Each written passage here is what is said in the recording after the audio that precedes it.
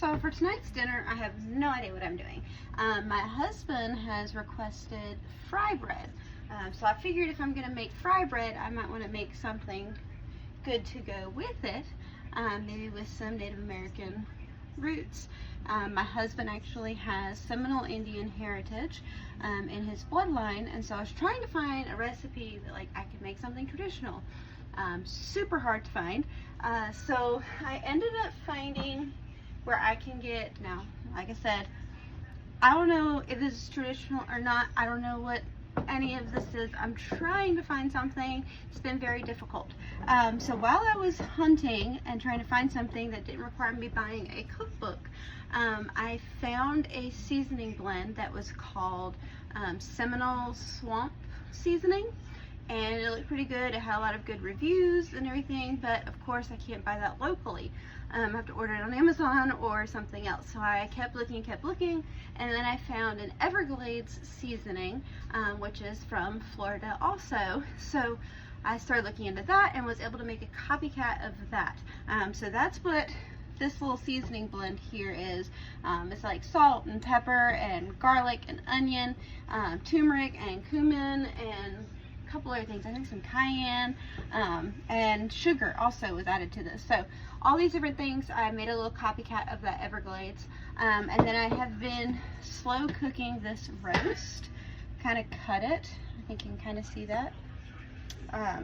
I got that cooking, slow roasting, because it was frozen. So I kind of cut it into hunks, let it slow roast in here. I put some heavy cream with the seasoning blend, and we're just going to slow cook that until I can pull it or shred it. So in addition to that, let me pop that back in our oven. I figured what I would do is make a stew of sorts to go with the fry bread. I think that would be good. So I have a whole bunch of collards that we needed to use up. So I've cut some collards up, and then from my Google searches, I was told that peas and corn were two of their biggest crops. So I'm going to go ahead and throw some peas and corn in there as well for more veggies. I'm going to drain the liquid off of them because I like to add my own liquid and not the liquid it's been stored in.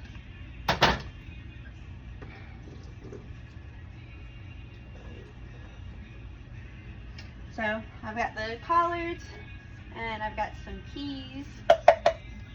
These are just some canned sweet peas. And this is my corn. Let's see if we can get this to open because my can is dented. It'll be alright. Drain that out.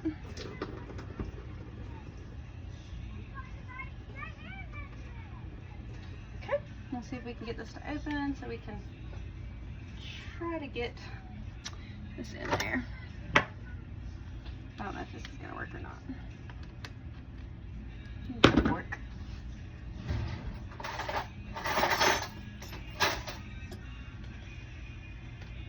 We get it open. Beautiful. There we go. I'm going to add some corn in there. And I'm going to go ahead and turn this on. I'm going to put it on like low and just kind of mix this up.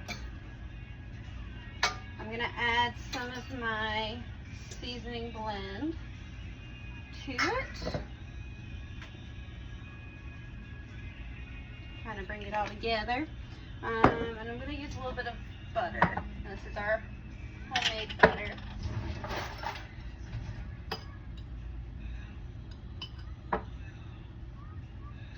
Beautiful.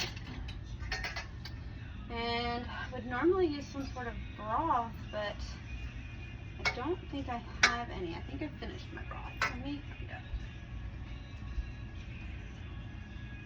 Ooh. I do have some beef broth. So we'll use some beef broth. I want to try to start making my own broths and see how that turns out. So that'll just give it a little bit of moisture.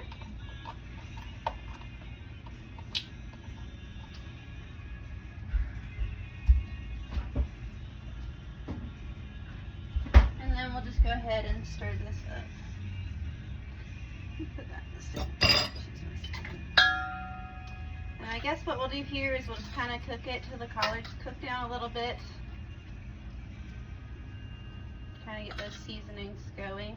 So my thought is I'll cook all of this down and then we will add it to our pulled pork along with some rice maybe. That's my thought.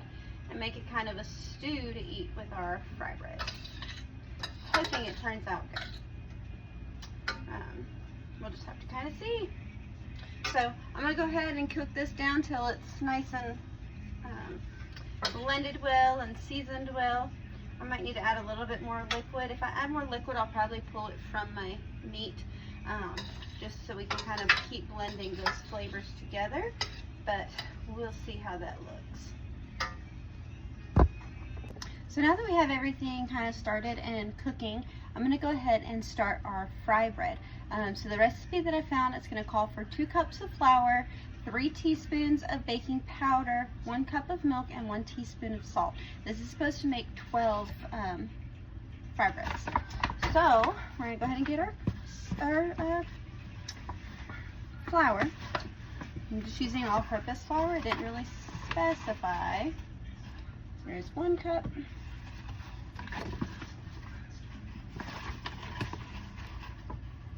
And 2 cups.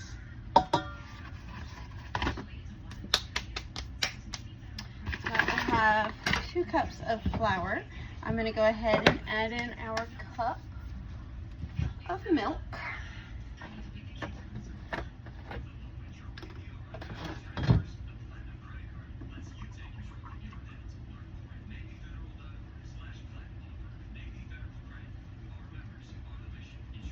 Like that. Get this back in the fridge. And then we're going to need our teaspoon, so let me grab my little teaspoon guy. Who should be in here. You never know where things are going to end up when the kids put things away. Alright, so it's 3 teaspoons of baking powder. 1, 2, 3. And then we need a teaspoon of salt. Get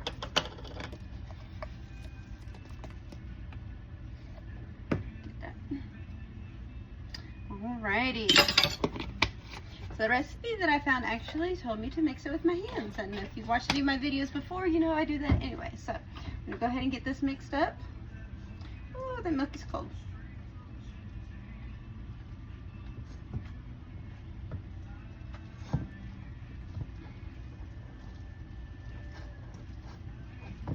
And it did say the dough will be kind of sticky.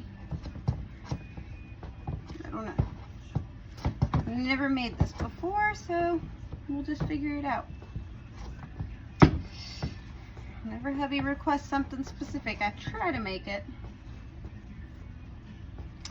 Alright. This dough is definitely sticky, but I don't know if it's supposed to be that sticky. So I think I'm going to go ahead and add just a tad bit more flour to it. It's super, super sticky, so let's just add a little bit more flour to it.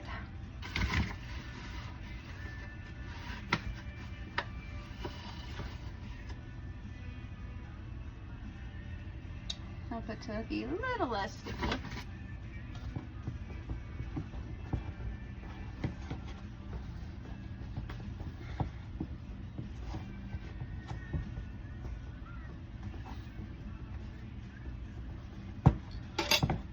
There we go. That seems a little bit better. I hope. Alright. And then I'm just going to let this rest for a few minutes until I am ready to go ahead and start frying it up. Alright, so now what I'm going to do is go ahead and try to shred this meat up a little bit. I've got my little claw, guys. We'll see how they do. Sometimes they're great and sometimes they just aren't. Yeah, this is a time where they're just not going to be great. So I'm going to find something else to kind of shred this with before I burn myself really badly. Because this ain't it. Sometimes they're great, and other times I absolutely hate them. So let me find something else, and I'm going to shred this meat up.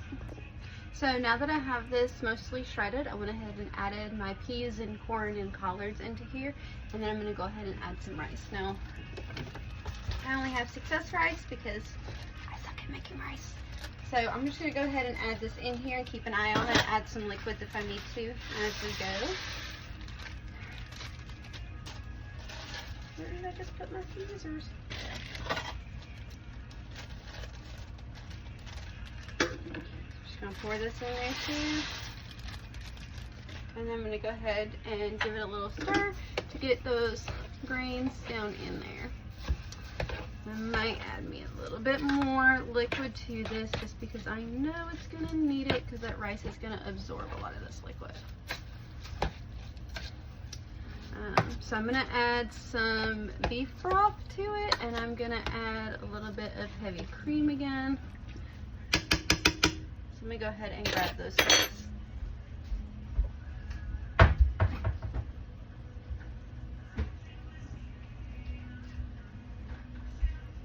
Heavy cream, beef broth.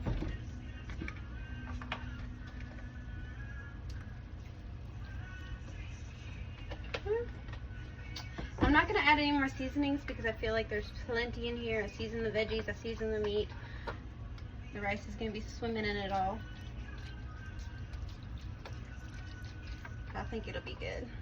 Go ahead and stir this one more time. Get it all in there. Kind of mix that heavy cream a little bit.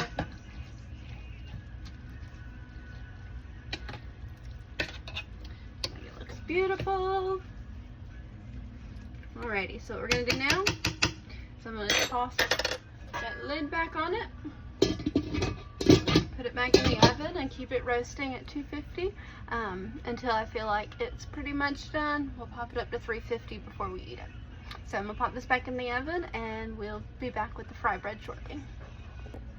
Alright, so for the fry bread, I'm going to go ahead and heat up some of my oil. So I've got oil in the pan here. It's not super deep because I'm only be doing like one or two at a time.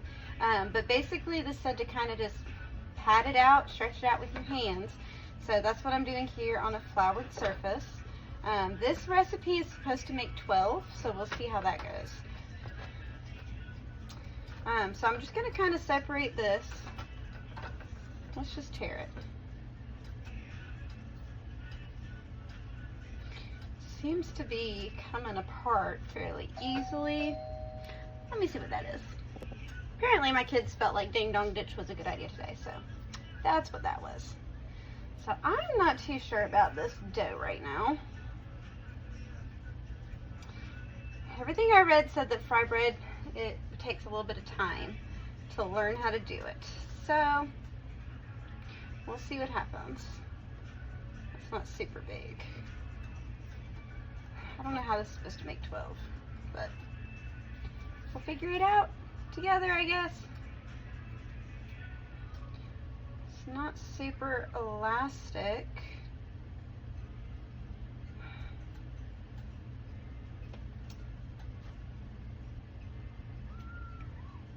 But it did just say just to kind of tear it. I don't know.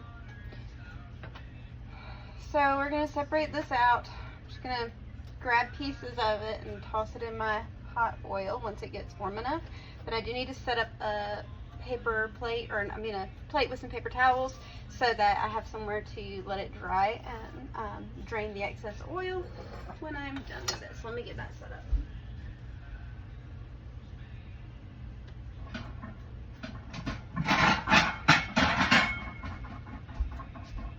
Just gonna get a plate.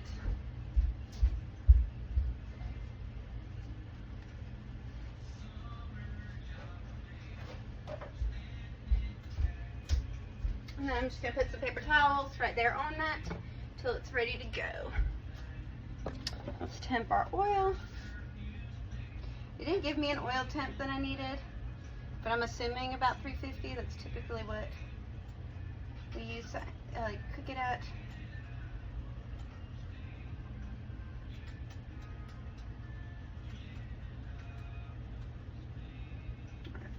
sit for a minute. This dough is hard to work with, but we'll go with it. It's not very uniform by any means.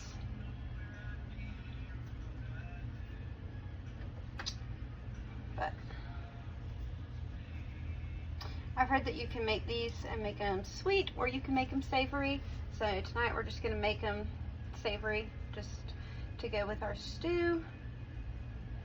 But there's other things you can do with them. I've seen a lot of people put like brown sugar on them, or regular sugar and honey, all different things. So let's tempt you again.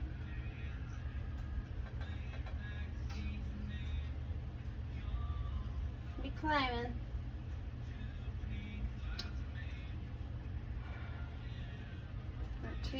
300.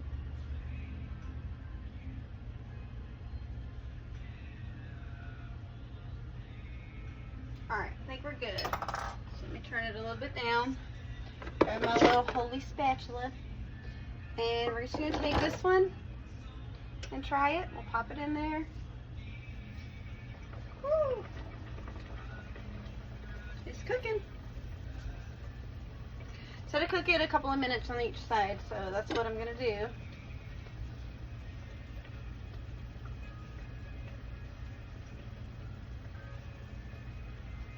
Smells like fried bread. I would assume I could probably play with the recipe and add different seasonings and stuff, but this recipe, I just found it online for Seminole fried bread. So that's what we're doing. Alright, I'm going to go ahead and flip it. I think it needs to cook a little bit longer to get a little bit more brown color to it. It's puffing up a lot, so I definitely think that I can do it super thin. We'll see.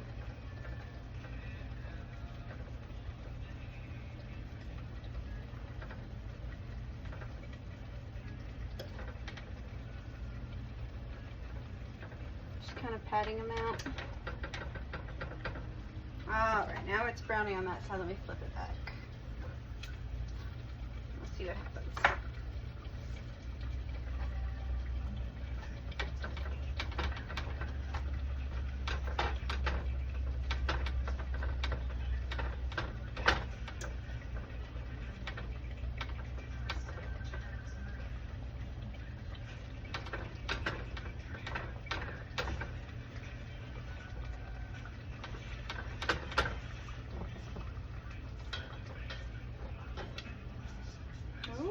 Now it's looking nice and golden.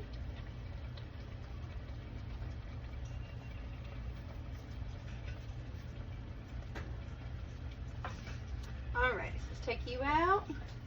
Kind of drip it. You guys see how nice and golden that is. So I'm going to go ahead and set this on my paper towel here, and I'm going to try to fry up the rest of these. So I'm almost done with all the dough, and it looks like I'm finally getting the hang of it and getting it the right kind of thickness and shape, pressing it out.